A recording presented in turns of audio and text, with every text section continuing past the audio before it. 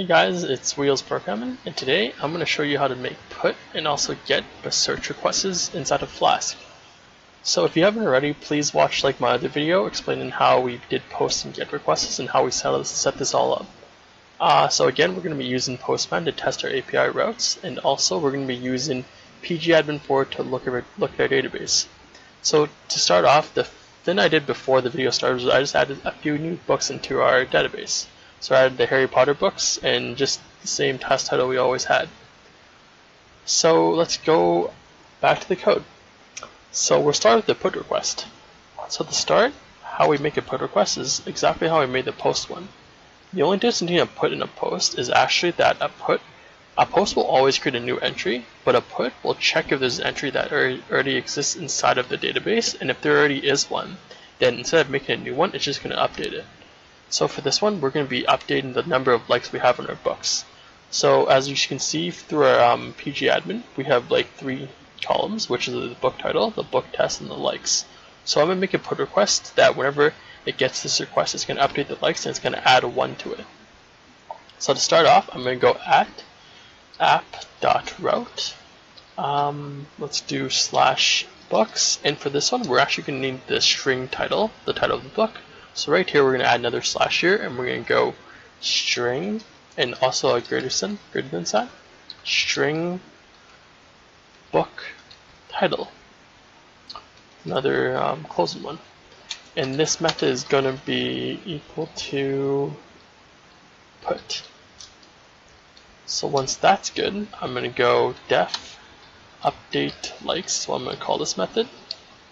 And then the first thing we want to do is we want to get the request is JSON. So I'm going to go book data again is equal to request dot get JSON. So once we have that, then we want the title of the book that we sent them. So I'm going to go cur book is equal to book data, and we want the book title, which is why we're going to type book title right in here inside of the JSON file. So then after that, we want to query our entire database and to see what book we're going to update the likes on. And because we made the book title the primary key, it means that every single book has to have a unique title, which is why we're going to query it based on the book title. If you had another primary key, you could query it based on that. So I'm going to go book is equal to books dot query dot filter underscore by, and we're going to filter by the book title. So I'm going to go, right here, inside of here, we actually have to pass in the title of the book. So we're going to go book title, which will pass in this little thing. So I'm going to pass that in right there. So I'm going to underscore filter underscore by book title, and this has to equal to the current book's title. So I'm going to go dot first, and this will just give us the first object that it has. So once we do that, then we can go book dot likes plus equal 1. And we could also change other things too, right? So we could also go book text, for example. And let's say I wanted to make this instead of what it was, I make it, hey, what's up? What's up? I could do this as well, but for this case we're not doing it because we only want to update the likes.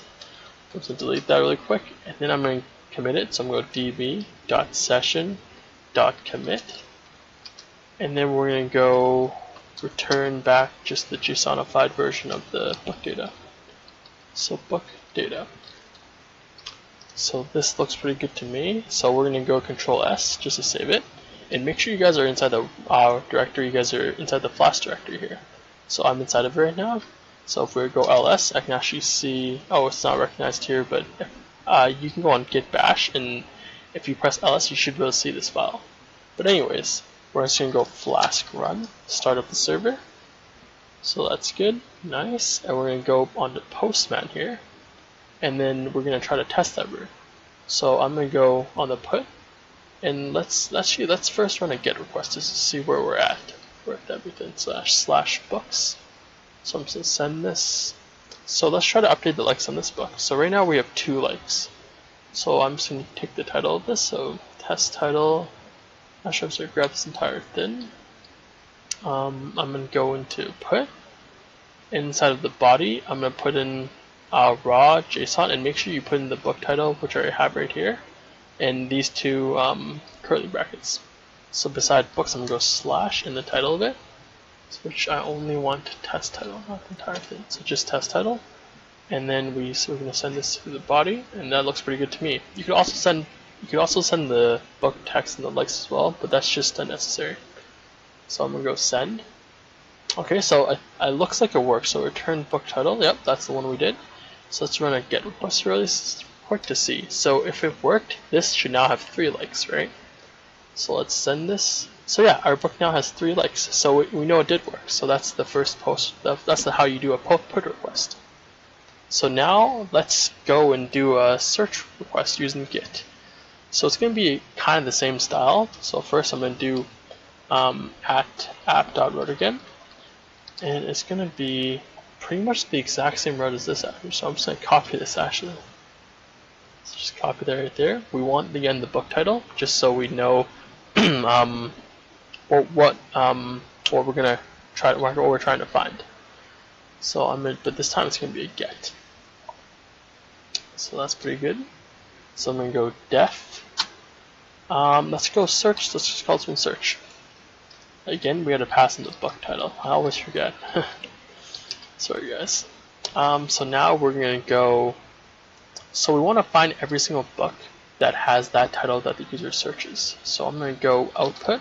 So it's actually going to be really similar to our get request here, but instead we're going to filter by something. So why don't we actually just copy this all? Seems pretty good to me. All books is equal to books.query.all, but this is not what we want to do this time, because we don't want to query every single book this time. We only want to query the books that have this book title inside of it. So instead of doing this, we're instead going to go books.query.filter. And what we're going to filter by is we're going to go books.booktitle. So all the books and then their book titles. And we're going to go .contains. And we only want the ones that contain the book title. So we're going to go book title.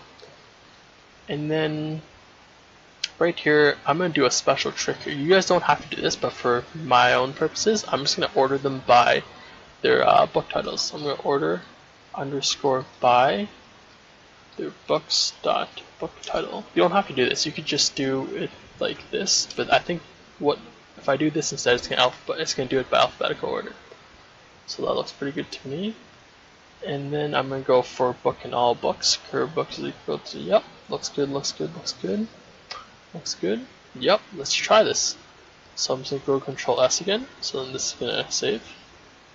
So let's say this time we want every single book that has Harry inside of it. So if we do this, it should return back these 2 books, right? So let's try it. Let's go this /Harry. So let's do a get request really quick and let's see what happens. See, as you can see, it returns all books inside the title that has the word Harry inside of it. So right here, right here. So we know this works. So that's pretty good. Let's try doing it with just Potter actually. Let's see if this works. It might not actually. Oh, it does, because both the titles have Potter inside of it. So it returned back every single book that had Potter inside. So I hope you guys liked this tutorial on how to do put requests and also like a get search request. After this, we probably have every single API call we need to make our library catalog. So I'm going to start making that. And so be sure to subscribe for more videos like this, and also please leave a like if you enjoyed it. And if you guys have any questions or anything you guys want me to improve on, please leave it below in the comments. I read every single comment that you guys leave. And yeah, thanks again for watching. And we're going to start our library catalog really soon, and I'm going to show you how to use these requests inside of React. Thanks again.